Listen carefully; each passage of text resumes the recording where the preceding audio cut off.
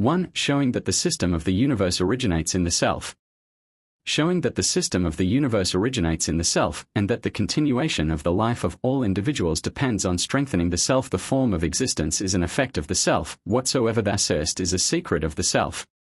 When the self awoke to consciousness, it revealed the universe of thought. 100 worlds are hidden in its essence. Self-affirmation brings not self to light.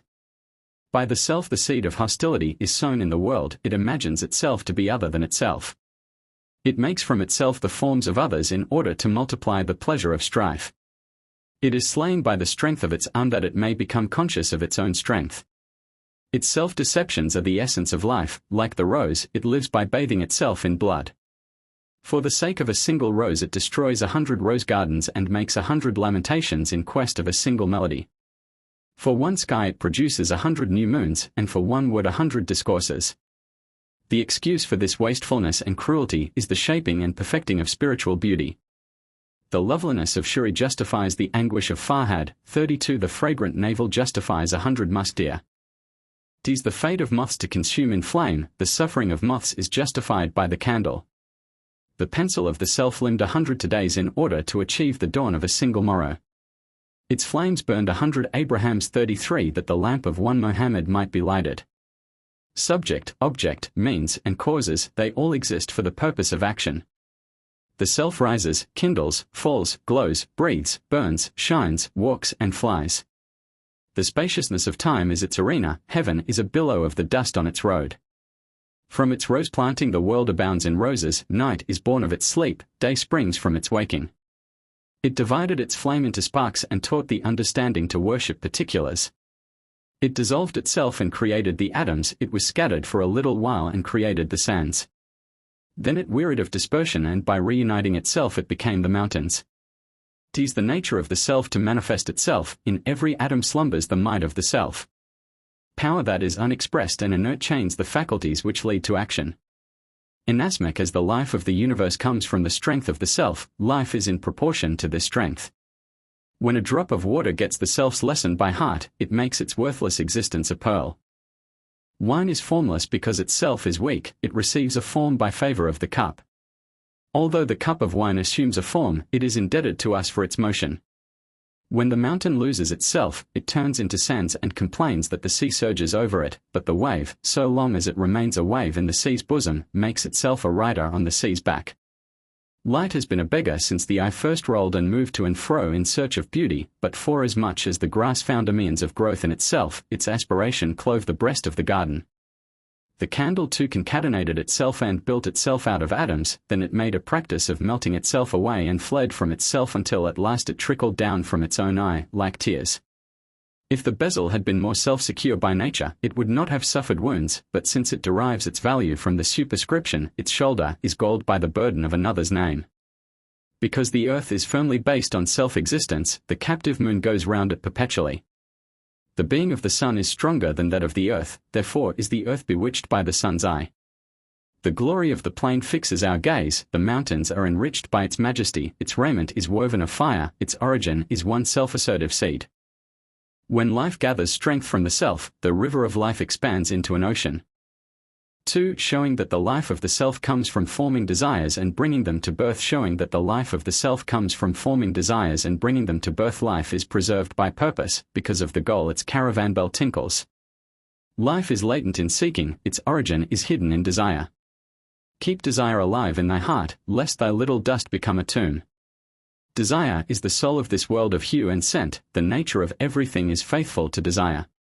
Desire sets the heart dancing in the breast, and by its glow the breast is made bright as a mirror. It gives to earth the power of soaring. It is a kisser to the Moses of perception. 34 From the flame of desire the heart takes life, and when it takes life, all dies that is not true. When it refrains from forming wishes, its pinion breaks and it cannot soar. Desire is an emotion of the self. It is a restless wave of the self-sea. Desire is a noose for hunting ideals, a binder of the book of deeds. Negation of desire is death to the living, even as absence of burning extinguishes the flame. What is the source of our wakeful eye? Our delight in seeing hath taken visible shape. The partridge's leg is derived from the elegance of its gait, the nightingale's beak from its endeavor to sing. Away from the reed bed, the reed became happy, the music was released from its prison. 35. Why does the mind strive after new discoveries and scale the heavens? Knowest thou what works this miracle? 'Tis desire that enriches life, and the intellect is a child of its womb.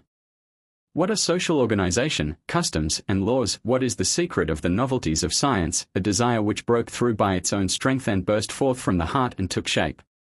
Nose, hand, brain, eye and ear, thought, imagination, feeling, memory, and understanding, all these are weapons devised for self-preservation by him that rides into the battle of life. The object of science and art is not knowledge, the object of the garden is not the bud and the flower. Science is an instrument for the preservation of life, science is a means of establishing the self. Science and art are servants of life, slaves born and bred in its house. Rise, O thou who art strange to life's mystery, rise intoxicated with the wine of an ideal. If thou art an ideal, thou wilt shine as the dawn and be to all else as a blazing fire. If thou art an ideal, thou art higher than heaven, winning, captivating, enchanting men's hearts, a destroyer of ancient falsehood, fraught with turmoil, an embodiment of the last day. We live by forming ideals, we glow with the sunbeams of desire. 3. Showing that the self is strengthened by love. Showing that the self is strengthened by love. The luminous point whose name is the self is the life spark beneath our dust. By love it is made more lasting, more living, more burning, more glowing.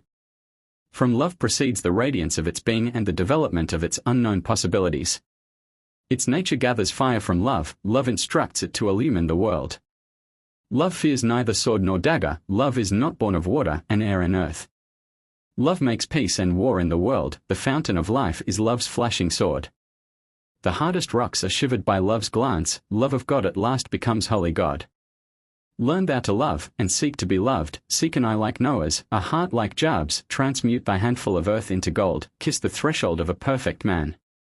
36. Like Rumi, light thy candle and burn rum in the fire of Tabriz. 37. There is a beloved hidden within thine heart, I will show him to thee, if thou hast eyes to see. His lovers are fairer than the fair, sweeter and comelier and more beloved.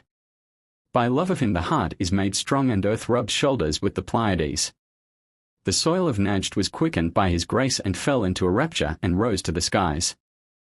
38. In the Muslim's heart is the home of Mohammed, all our glory is from the name of Mohammed. Sinai is but an eddy of the dust of his house, the sanctuary of the Kaaba is his dwelling place. Eternity is less than a moment of his time, eternity receives increase from his essence.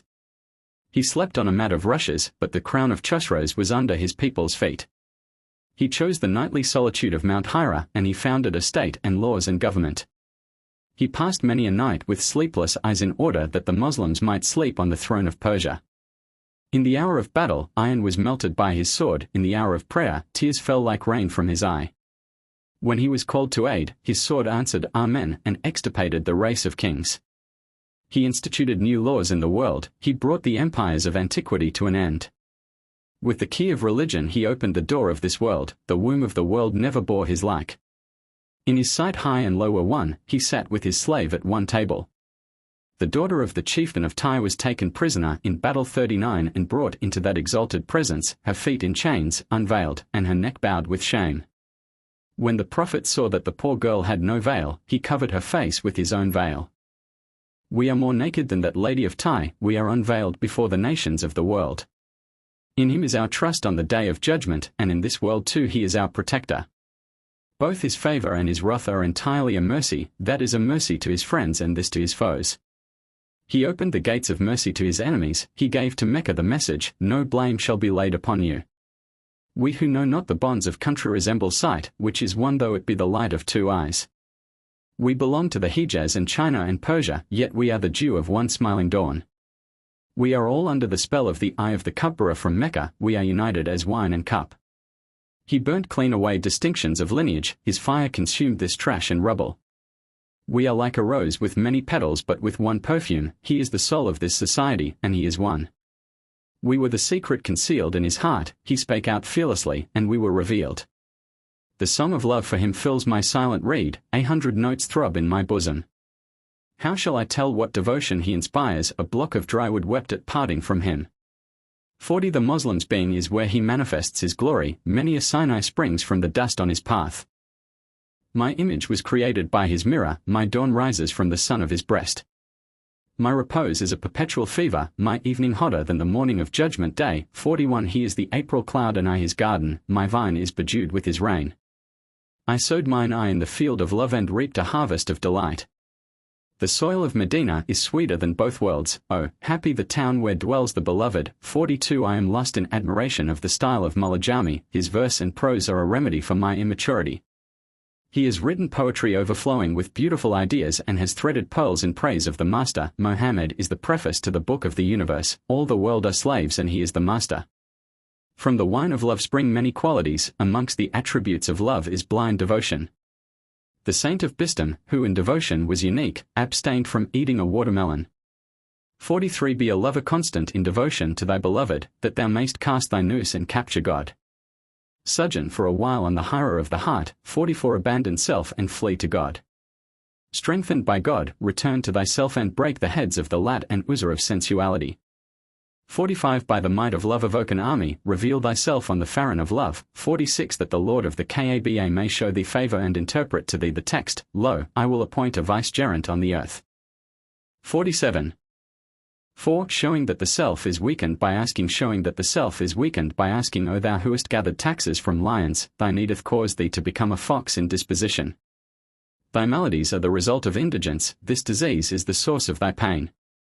It is robbing thine high thoughts of their dignity and putting out the light of thy noble imagination.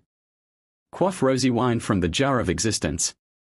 Snatch thy money from the purse of time, like Omar, come down from thy camel. 48 Beware of incurring obligations, beware, how long wilt thou sue for office and ride like children on a woman's back? A nature that fixes its gaze on the sky becomes debased by receiving benefits.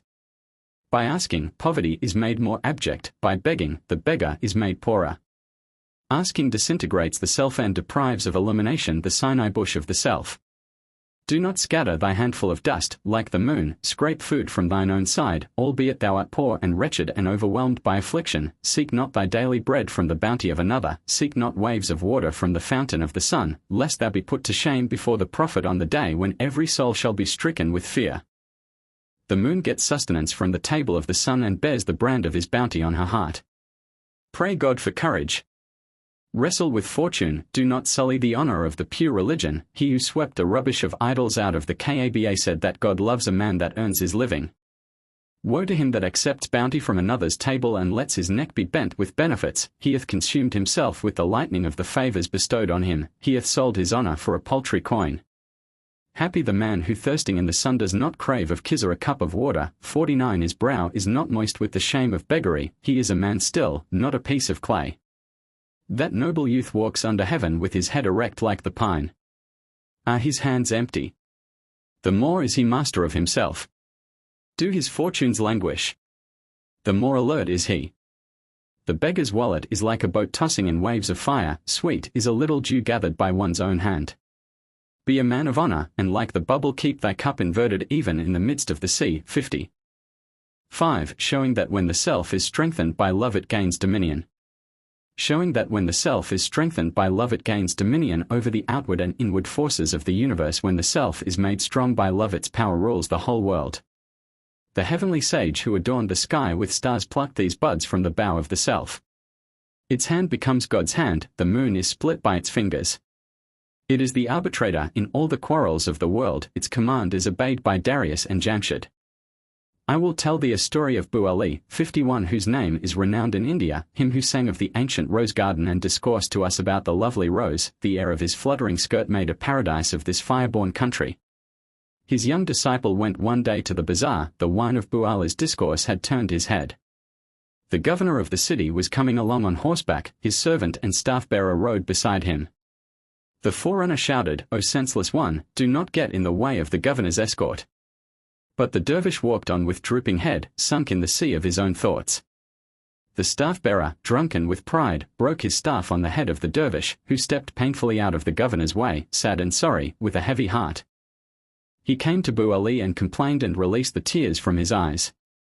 Like lightning that falls on mountains, the sheikh poured forth a fiery torrent of speech. He let loose from his soul a strange fire, he gave an order to his secretary, take thy pen and write a letter from a dervish to a sultan, say, thy governor has broken my servant's head, he has cast burning coals on his own life. Arrest this wicked governor, or else I will bestow thy kingdom on another. The letter of the saint who had access to God caused the monarch to tremble in every limb. His body was filled with aches, he grew as pale as the evening sun. He sought out a handcuff for the governor and entreated Bu Ali to pardon this offense.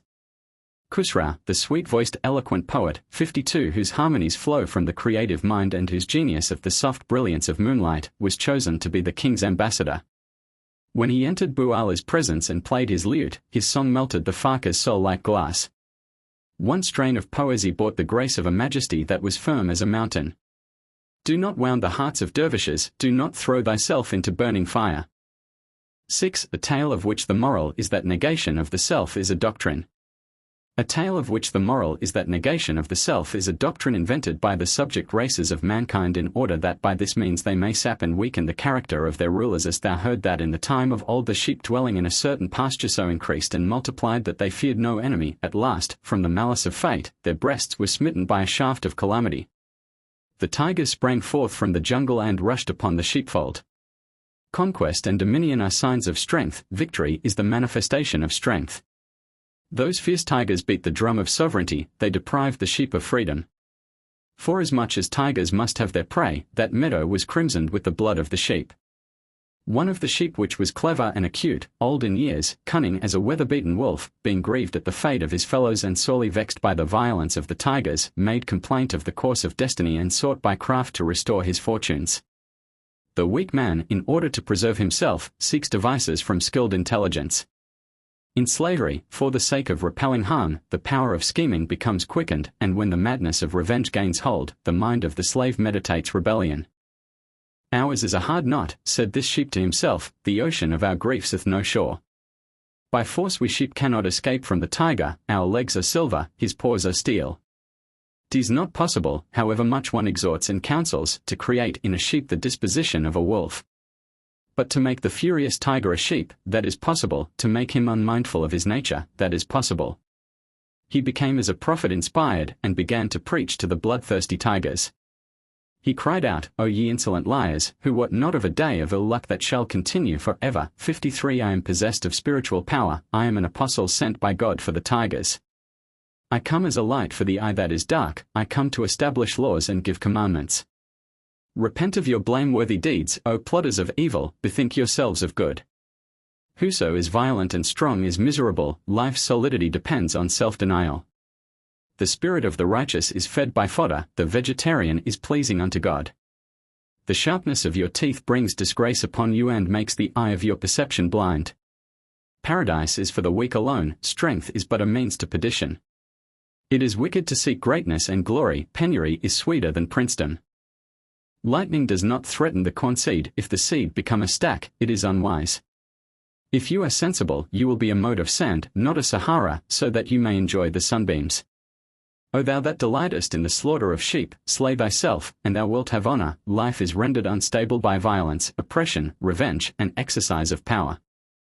Though trodden underfoot, the grass grows up time after time and washes the sleep of death from its eye again and again.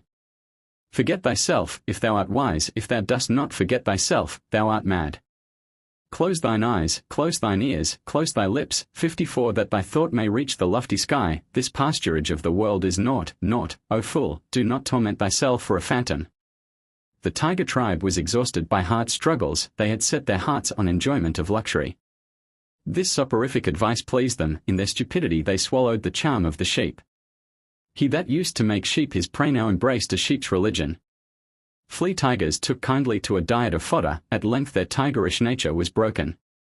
The fodder blunted their teeth and put out the awful flashings of their eyes. By degrees courage ebbed from their breasts, the sheen departed from the mirror. That frenzy of uttermost exertion remained not, that craving after action dwelt in their hearts no more. They lost the power of ruling and the resolution to be independent, they lost reputation, prestige, and fortune. Their paws that were as iron became strengthless, their souls died and their bodies became tombs. Bodily strength diminished while spiritual fear increased, spiritual fear robbed them of courage. Lack of courage produced 100 diseases, poverty, pusillanimity, low-mindedness. The wakeful tiger was lulled to slumber by the sheep's charm, he called his decline moral culture. 7. To the effect that Plato, whose thought has deeply influenced the mysticism To the effect that Plato, whose thought has deeply influenced the mysticism and literature of Islam, followed the sheep's doctrine, and that we must be on our guard against his theories. Plato, the prime ascetic and sage, was one of that ancient flock of sheep. His Pegasus went astray in the darkness of philosophy and galloped over the mountains of being. He was so fascinated by the ideal that he made head, eye, and ear of no account. To die, said he, is the secret of life. The candle is glorified by being put out. He dominates our thinking, his cup sends us to sleep and takes the world away from us. He is a sheep in man's clothing. The soul of the Sufi bows to his authority. He soared with his intellect to the highest heaven. He called the world of phenomena a myth. 'Twas his work to dissolve the structure of life and cut the bough of life's fair tree asunder. The thought of Plato regarded loss as profit. His philosophy declared that being is not being. His nature drowsed and created a dream. His mind's eye created a mirage. Since he was without any taste for action, his soul was enraptured by the non-existent. He disbelieved in the material universe and became the creator of invisible ideas. Sweet is the world of phenomena to the living spirit, dear is the world of ideas to the dead spirit. Its gazelles have no grace of movement, its partridges are denied the pleasure of walking daintily. Its dewdrops are unable to quiver, its birds have no breath in their breasts, its seed does not desire to grow, its moths do not know how to flutter. Our philosopher had no remedy but flight. He could not endure the noise of this world. He set his heart on the glow of a quenched flame and depicted a world steeped in opium. He spread his wings towards the sky and never came down to his nest again. His fantasy is sunk in the jar of heaven. I know not whether it is the dregs or the bricks. 55 The peoples were poisoned by his intoxication. He slumbered and took no delight in deeds. 8. Concerning the true nature of poetry and the reform of Islamic literature. Concerning the true nature of poetry and the reform of Islamic literature. 'Tis the brand of desire makes the blood of man run warm. By the lamp of desire this dust is enkindled. By desire life's cup is brimmed with wine, so that life leaps to its feet and marches briskly on. Life is occupied with conquest alone, and the one charm for conquest is desire.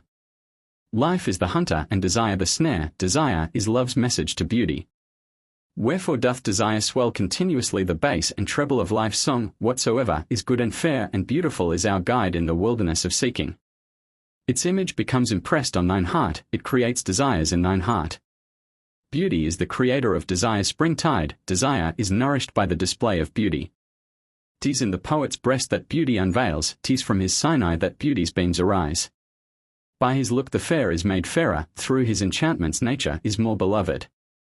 From his lips the nightingale hath learned her song, and his rouge hath brightened the cheek of the rose. 'Tis his passion burns in the heart of the moth, 'tis he that lends glowing hues to love tales. Sea and land are hidden within his water and clay. 56 100 new worlds are concealed in his heart. Ere tulips blossomed in his brain there was heard no note of joy or grief. His music breathes o'er us a wonderful enchantment, his pen draws a mountain with a single hair. His thoughts dwell with the moon and the stars, he creates beauty in that which is ugly and strange. He is a Kizar, and amidst his darkness is the fountain of life. 57 All things that exist are made more living by his tears. Heavily we go, like raw novices, stumbling on the way to the goal. His nightingale hath played a tune and laid a plot to beguile us, that he may lead us into life's paradise and that life's bow may become a full circle. Caravans march at the sound of his bell and follow the voice of his pipe, but when his zephyr blows in our gardens we stay loitering amongst tulips and roses. His witchery makes life develop itself and become self-questioning and impatient. He invites the whole world to his table, he lavishes his fire as though it were cheap as air. Woe to a people that resigns itself to death, and whose poet turns away from the joy of living. His mirror shows beauty as ugliness, his honey leaves 100 stings in the heart. His kiss robs the rose of freshness, he takes away from the nightingale's heart the joy of flying. Thy sinews are relaxed by his opium, thou payest for his song with thy life. He bereaves the cypress of delight in its beauty, his cold breath makes a pheasant of the male falcon. He is a fish, and from the breast upward a man, like the sirens in the ocean. With his song he enchants the pilot and casts the ship to the bottom of the sea. His melodies steal firmness from thine heart, his magic persuades thee that death is life. He takes from thy soul the desire of existence, he extracts from thy mind the blushing ruby. He dresses gain in the garb of loss, he makes everything praiseworthy blameful. He plunges thee in a sea of thought, he makes thee a stranger to action. He is sick, and by his words our sickness is increased. The more his cup goes round, the more sick are they that quaff it. There are no lightning rains in his April, his garden is a mirage of colour and perfume. His beauty hath no dealings with truth, there are none but flawed pearls in his sea. Slumber he deemed sweeter than waking, our fire was quenched by his breath. By the chant of his nightingale the heart was poisoned, under his heap of roses lurked a snake.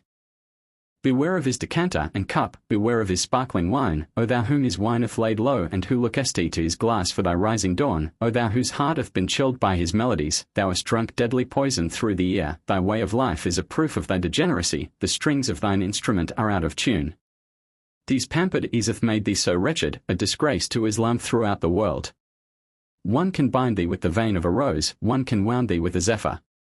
Love hath been put to shame by thy wailing, his fair picture hath been fouled by thy brush. Thy ill usage hath paled his cheek, thy coldness hath taken the glow from his fire. He is heartsick from thy heart sicknesses, and enfeebled by thy feeblenesses. His cup is full of childish tears, his house is furnished with distressful sighs. 58 He is a drunkard begging at tavern doors, stealing glimpses of beauty from lattices, unhappy, melancholy, injured, kicked well nigh to death by the water, wasted like a reed by sorrows, on his lips a store of complaints against heaven. Flattery and spite are the metal of his mirror, helplessness his comrade of old, a miserable base-born underling without worth or hope or object, whose lamentations have sucked the marrow from thy soul and driven off gentle sleep from thy neighbour's eyes. Alas for a love whose fire is extinct, a love that was born in the holy place and died in the house of idols. Oh, if thou hast the coin of poesy in thy purse, rub it on the touchstone of life, clear-seeing thought shows the way to action, as the lightning flash precedes the thunder. It behoves thee to meditate well concerning literature, it behoves thee to go back to the Arabs, thou must needs give thine heart to the Salma of Arabi. 59 That the morn of the Hijaz may blossom from the night of Kurdistan. 60 Thou hast gathered roses from the garden of Persia and seen the springtide of India and Iran, now taste a little of the heat of the desert, drink the old wine of the date, lay thine head for once on its hot breast, yield thy body a while to its scorching wind, for a long time thou hast turned about on a bed of silk, now accustom thyself to rough cotton, 4 generations thou hast danced on tulips and bathed thy cheek in dew, like the rose, now throw thyself on the burning sand and plunge into the Fountain of Zemzem. How long wilt thou fain lament like the nightingale, how long make thine abode in gardens, O thou whose auspicious snare would do honour to the phoenix, build a nest on the high mountains, a nest embosom in lightning and thunder, loftier than eagle's eyrie, that thou mayst be fit for life's battle, that thy body and soul may burn in life's fire. 9. Showing that the education of the self has 3 stages.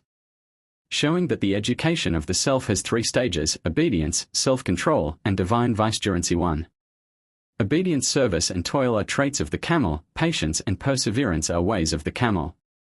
Noiselessly he steps along the sandy track, he is the ship of those who voyage in the desert. Every thicket knows the print of his foot, he eats seldom, sleeps little, and is inured to toil. He carries rider, baggage, and litter, he trots on and on to the journey's end, rejoicing in his speed, more patient in travel than his rider. Thou, too, do not refuse the burden of duty, so wilt thou enjoy the best dwelling place, which is with God. Endeavour to obey, O heedless one, liberty is the fruit of compulsion. By obedience the man of no worth is made worthy, by disobedience his fire is turned to ashes. Whoso would master the sun and stars, let him make himself a prisoner of law. The wind is enthralled by the fragrant rose, the perfume is confined in the navel of the musk deer. The star moves towards its goal with head bowed in surrender to a law. The grass springs up in obedience to the law of growth, when it abandons that, it is trodden underfoot. To burn unceasingly is the law of the tulip, and so the blood leaps in its veins. Drops of water become a sea by the law of union, and grains of sand become a Sahara.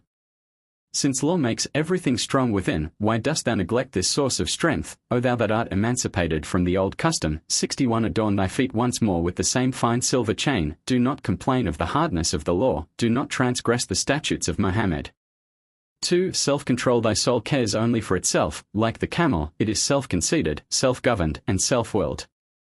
Be a man, get its halter into thine hand, that thou mayst become a pearl albeit thou art a potter's vessel. He that does not command himself becomes a receiver of commands from others. When they moulded thee of clay, love and fear were mingled in thy making, fear of this world and of the world to come, fear of death, fear of all the pains of earth and heaven, love of riches and power, love of country, love of self and kindred and wife. The mixing of clay with water nourishes the body. 62 But he that is drowned in sin dies an evil death. So long as thou holdest the staff of, there is no God but he. 63 Thou wilt break every spell of fear. One to whom God is as the soul in his body, his neck is not bowed before vanity.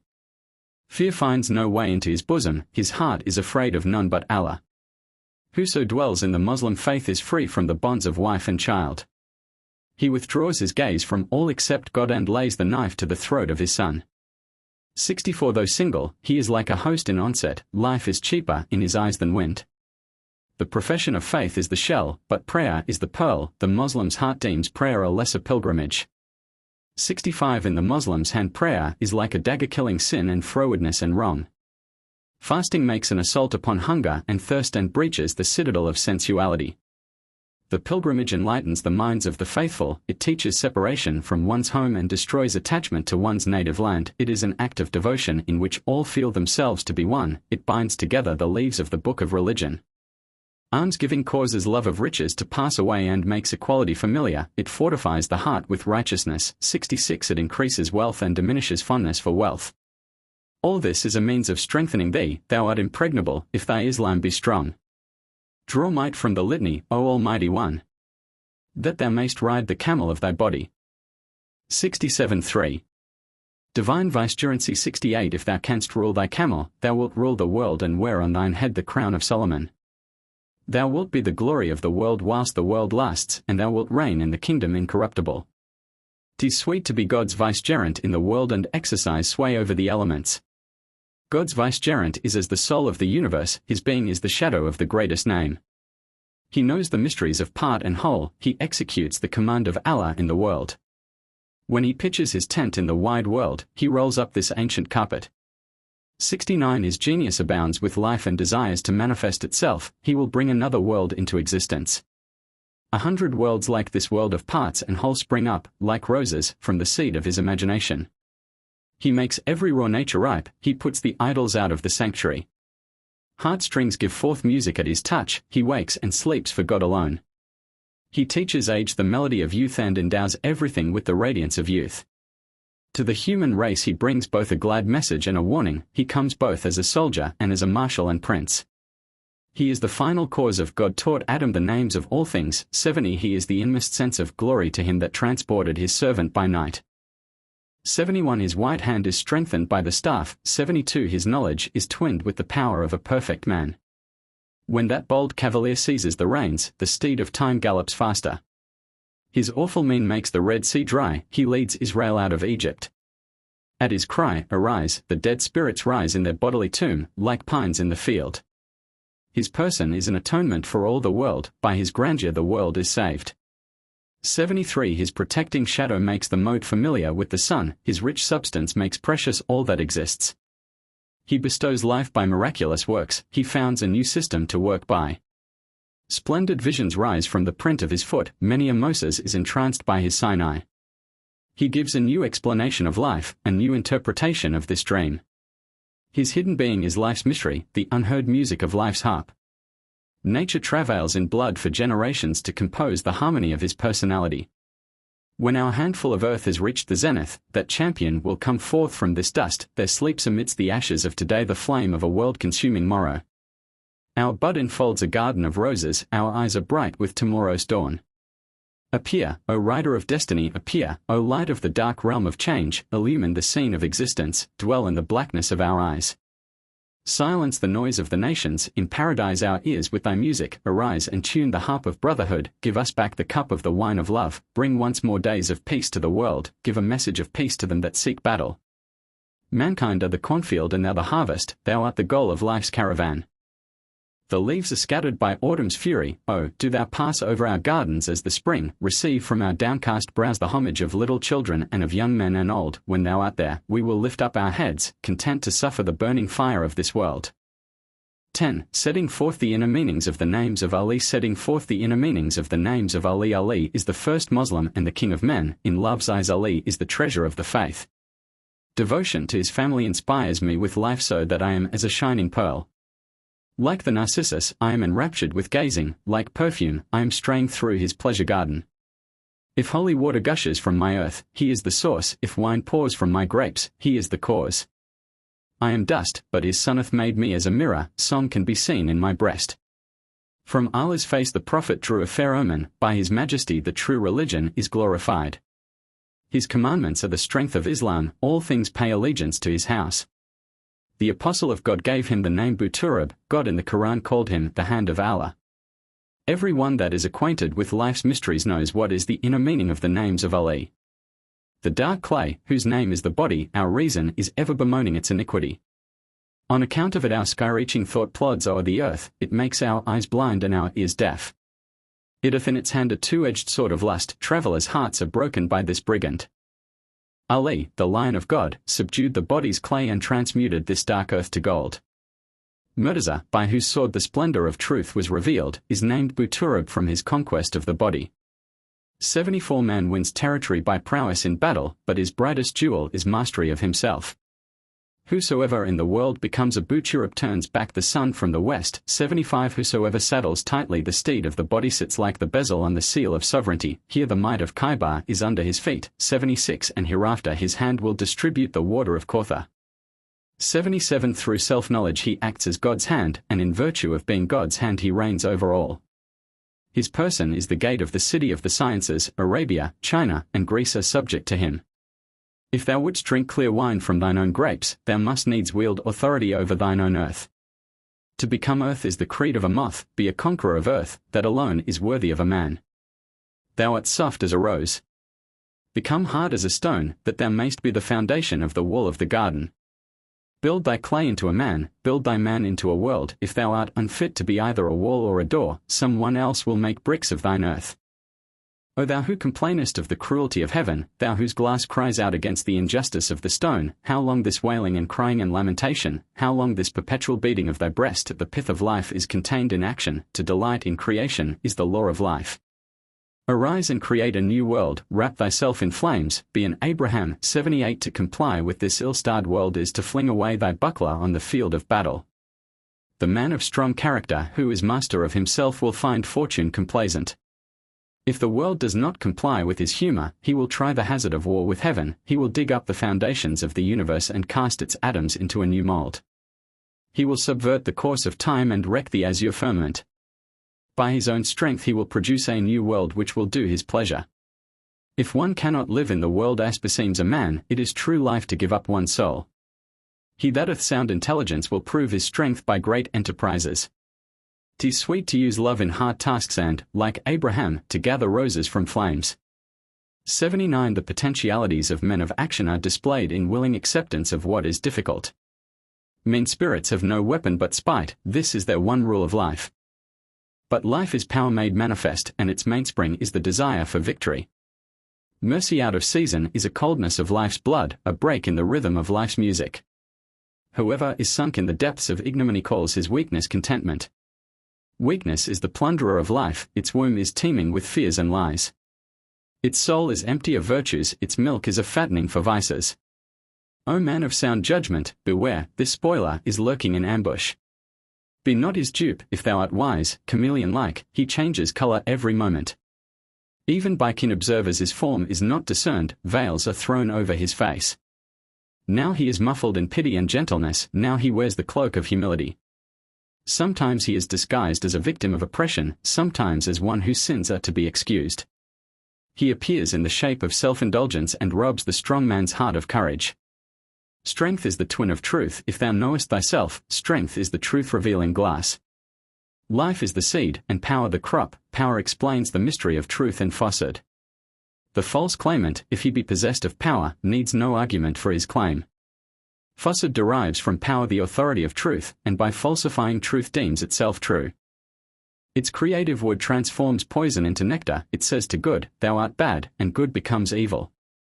O thou that art heedless of the trust committed to thee, esteem thyself superior to both worlds. 80 Gain knowledge of life's mysteries, be a tyrant. Ignore all except God, O man of understanding, open thine eyes, ears, and lips. 81 If then thou searchest not the way of truth, laugh at me. 11 Story of a young man of Merv who came to the Saint Ali Hujwiri. Story of a young man of Merv who came to the Saint Ali Hujwiri, God have mercy on him, and complained that he was oppressed by his enemies. The Saint of Hujwir was venerated by the peoples, and Pi Sanjar visited his tomb as a pilgrim. 82 With ease he broke down the mountain barriers and sowed the seed of Islam in India. The age of Omar was restored by his godliness, the fame of the truth was exalted by his words. He was a guardian of the honor of the Quran, the house of Fasid fell in ruins at his gaze. The dust of the Punjab was brought to life by his breath, our dawn was made splendid by his sun.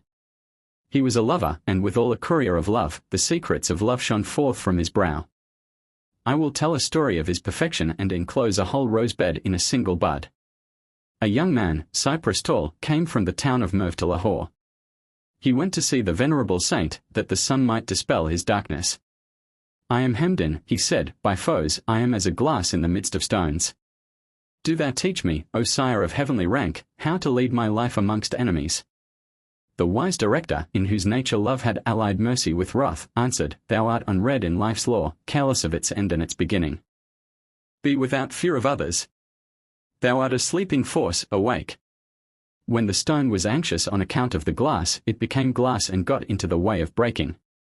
If the traveller thinks himself weak, he delivers his soul unto the brigand. How long wilt thou regard thyself as water and clay? Create from thy clay a flaming Sinai. Why be angry with mighty men? Why complain of enemies? I will declare the truth. Thine enemy is thy friend, his existence crowns thee with glory. Whosoever knows the states of the self considers a powerful enemy to be a blessing from God. To the seed of man the enemy is as a rain cloud, he awakens its potentialities. If thy spirit be strong, the stones in thy way are as water, what reeks the torrent of the ups and downs of the road, the sword of resolution is whetted by the stones in the way and put to proof by traversing stage after stage. What is the use of eating and sleeping like a beast? What is the use of being, unless thou have strength in thyself? When thou makest thyself strong with self, thou wilt destroy the world at thy pleasure. If thou wouldst pass away, become free of self, if thou wouldst live, become full of self. 83 What is death? To become oblivious to self. Why imagine that it is the parting of soul and body? Abide in self, like Joseph, advance from captivity to empire, think of self and be a man of action, be a man of God, bear mysteries within. I will explain the matter by means of stories, I will open the bud by the power of my breath. 'Tis better that a lover's secret should be told by the lips of others. 84. 12 Story of the bird that was faint with thirst. Story of the bird that was faint with thirst. A bird was faint with thirst, the breath in his body was heaving like waves of smoke. He saw a diamond in the garden, thirst created a vision of water. Deceived by the sunbright stone the foolish bird fancied that it was water. He got no moisture from the gem, he pecked it with his beak, but it did not wet his palate. O thrall of vain desire, said the diamond, thou hast sharpened thy greedy beak on me, but I am not a dewdrop, I give no drink, I do not live for the sake of others. Wouldst thou hurt me? Thou art mad, a life that reveals the self is strange to thee. My water will shiver the beaks of birds and break the jewel of man's life. 85 The bird won not his heart's wish from the diamond and turned away from the sparkling stone. Disappointment swelled in his breast, the song in his throat became a wail. Upon a rose twig a drop of dew gleamed like the tear in a nightingale's eye. All its glitter was owing to the sun, it was trembling in fear of the sun, a restless sky-born star that had stopped for a moment from desire to be seen. Oft deceived by bud and flower, it had gained nothing from life. There it hung, ready to drop, like a tear on the eyelashes of a lover who hath lost his heart.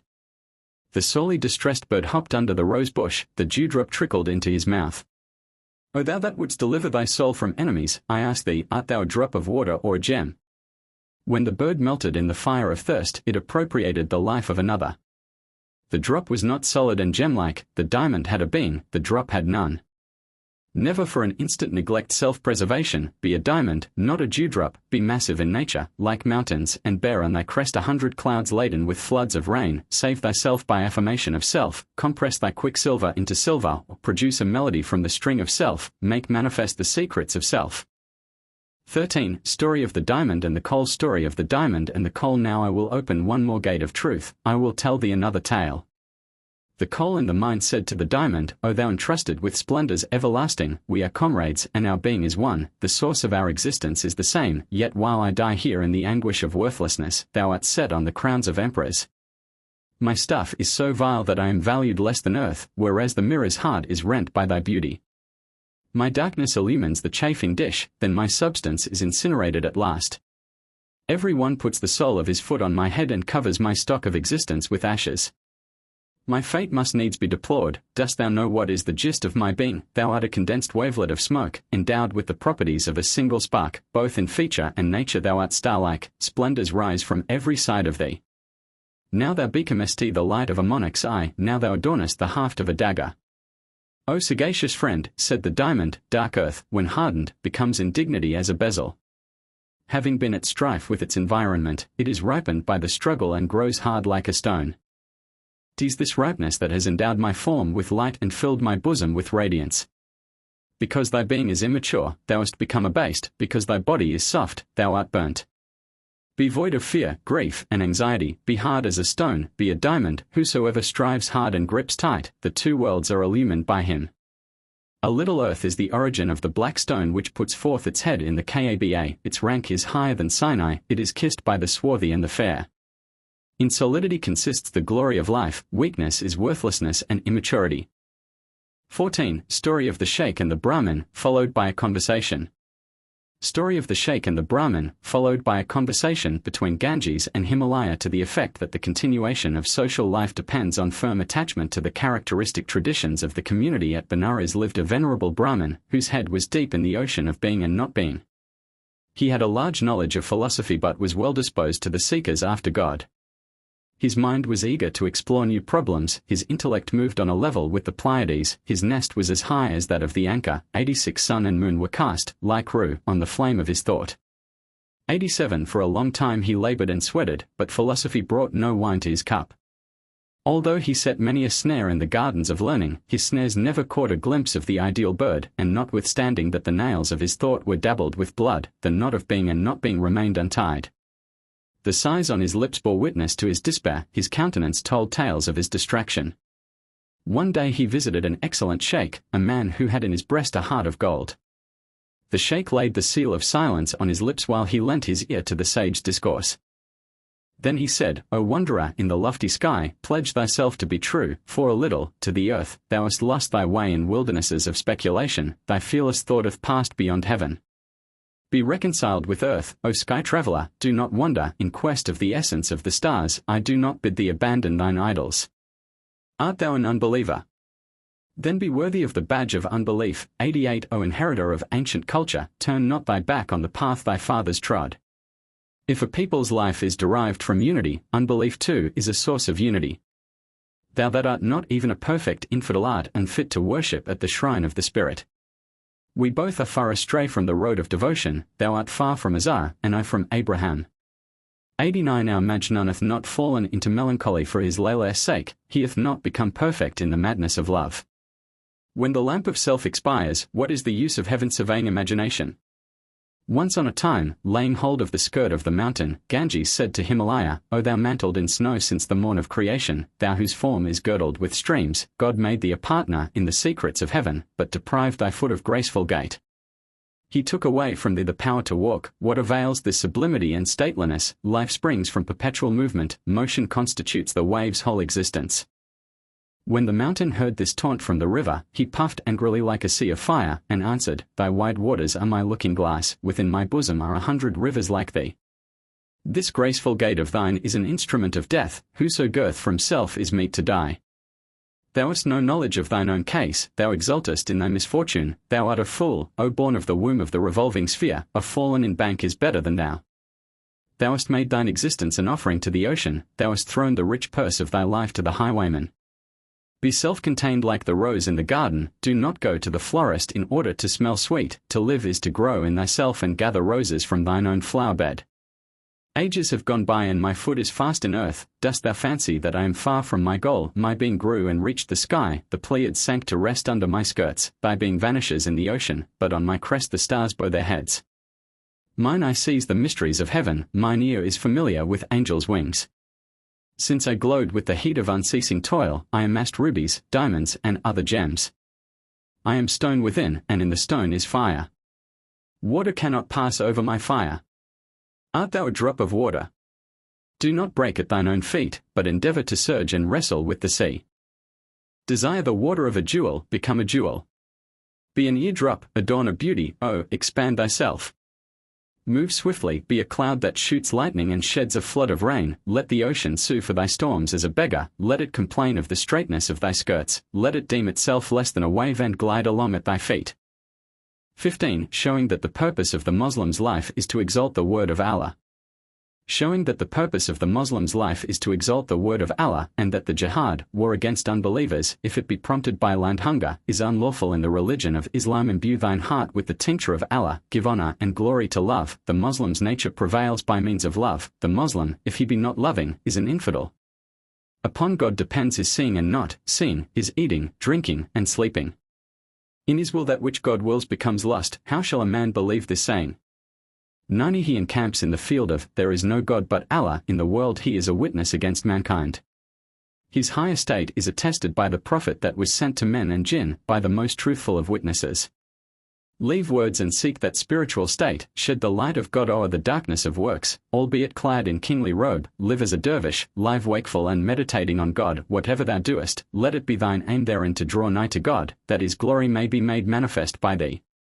Peace becomes an evil if its object be aught else, war is good if its object is God. If God be not exalted by our swords, war dishonors the people. The holy Sheikh Mian Mir Wali, 91, by the light of whose soul every hidden thing was revealed, his feet were firmly planted on the path of Muhammad, he was a flute for the impassioned music of love.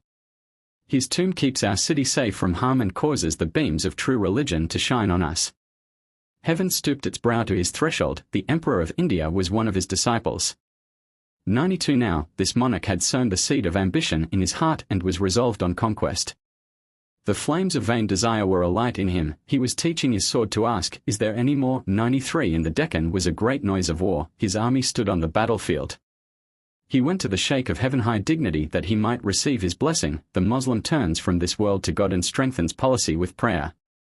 The Sheikh made no answer to the emperor's speech. The assembly of dervishes was all ears, until a disciple, in his hand a silver coin, opened his lips and broke the silence, saying, accept this poor offering from me, O guide of them that have lost the way to God.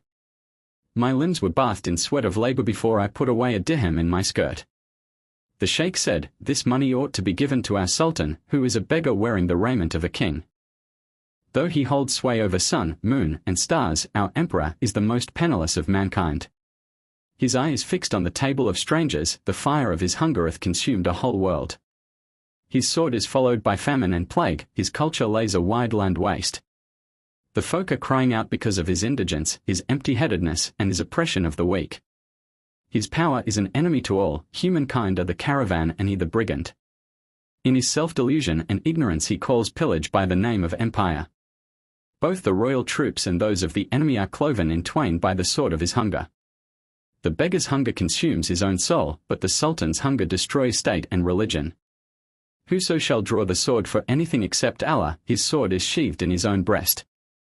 16. Precepts written for the Muslims of India by Mir Najat Naqshband. Precepts written for the Muslims of India by Mir Najat Naqshband, who is generally known as Baba Sahib. O thou that hast grown from earth, like a rose, thou too art born of the womb of self. Do not abandon self. Persist therein, be a drop of water and drink up the ocean, glowing with the light of self as thou art, make self strong, and thou wilt endure. Thou gettest profit from this trade, thou gainest riches by preserving this commodity. Thou hast been, and art thou afraid of not being? O foolish one, thy understanding is at fault. Since I am acquainted with the harmony of life, I will tell thee what is the secret of life: to sink into thyself like the pearl, then to emerge from thine inward solitude, to collect sparks beneath the ashes and become a flame and dazzle men's eyes. Go, burn the house of 40 years' tribulation, move round thyself. Be a circling flame. What is life but to be freed from moving round others and to regard thyself as the holy temple? Beat thy wings and escape from the attraction of earth, like birds, be safe from falling.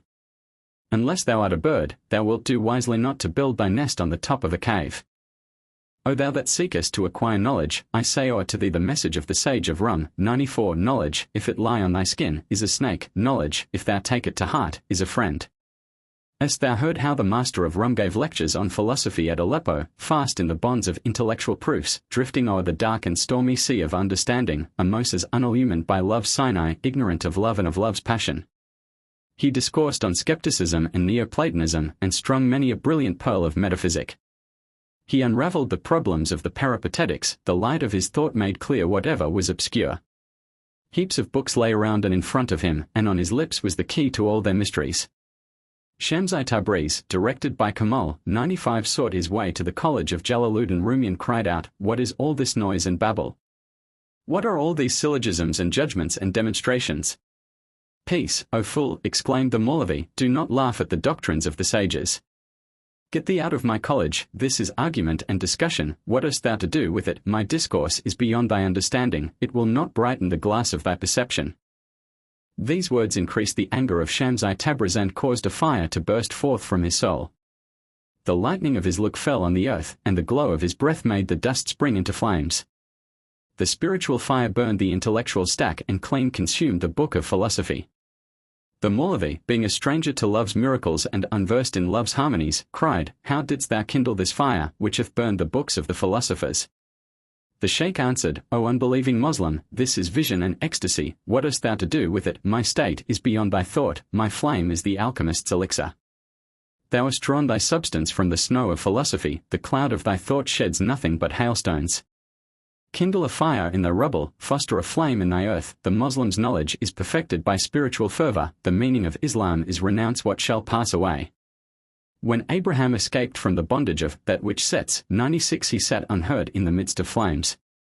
Thou hast cast knowledge of God behind thee and squandered thy religion for the sake of a loaf. Thou art hot in pursuit of antimony, thou art unaware of the blackness of thine own eye. Seek the fountain of life from the sword's edge, and the river of paradise from the dragon's mouth. Demand the black stone from the door of the house of idols, and the musk deer's bladder from a mad dog, but do not seek the glow of love from the knowledge of today. Do not seek the nature of truth from this infidel's cup. Long have I been running to and fro, learning the secrets of the new knowledge. Its gardeners have put me to the trial and have made me intimate with their roses. Roses? Tulips, rather, that warn one not to smell them, like paper roses, a mirage of perfume. Since this garden ceased to enthrall me, I have nested on the paradisal tree.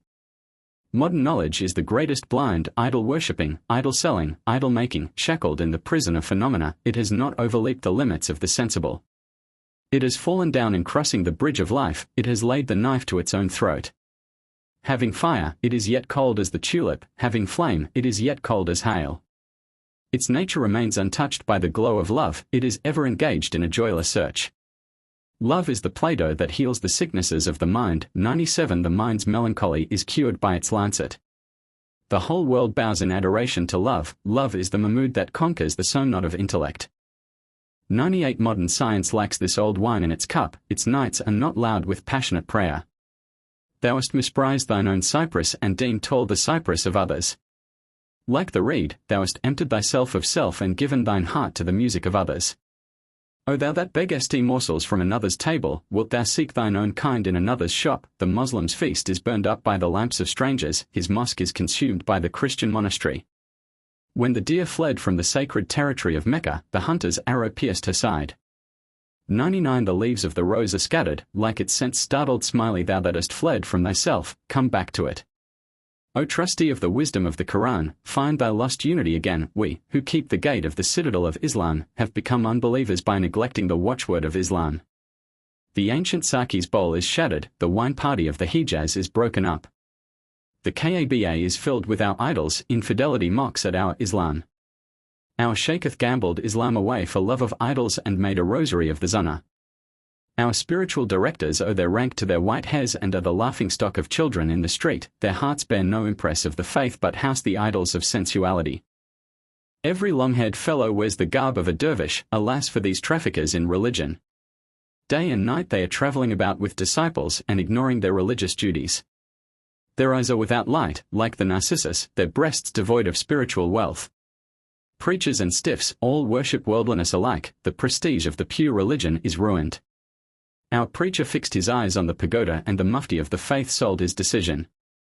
After this, O friends, what are we to do? Our guide turns his face towards the winehouse. 17. Time is a sword green be the pure grave of Shafi'i. 100. Whose vine hath cheered a whole world, his thought plucked a star from heaven, he named time a cutting sword.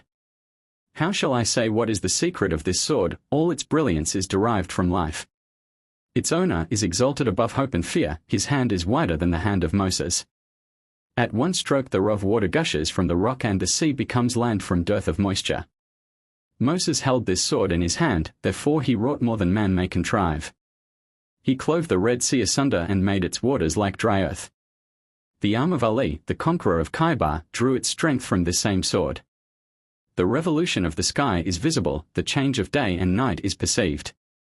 Look, O thou enthralled by yesterday and tomorrow, behold another world in thine own heart.